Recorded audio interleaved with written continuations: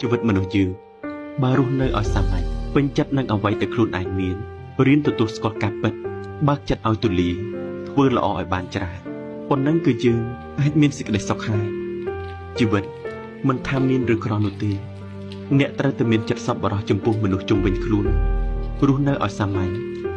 ត្រូវចាំថាការធ្វើល្អគឺជារឿងល្អបំផុតនៅក្នុងជីវិតមនុស្សយើងម្នាក់រឿងខ្លះគឺវាពិតជាមិនត្រូវការពន្យល់ការបកស្រាយនោះឡើយតែបើយើងនៅតែនិយាយបកស្រាយវាក៏คล้ายទៅជារឿងអត់ប្រយោជន៍តាំងពីវិនាទីដំបូងដែលអ្នកបើកហើបមាត់និយាយមកម្ល៉េះវាមិនសំខាន់ទេថាអ្នកនឹងคล้ายទៅជាមនុស្សមានប្រយោជន៍ប៉ុណ្ណាចំពោះមនុស្សដែលនៅជុំវិញអ្នកអ្វីដែលសំខាន់បំផុតនោះ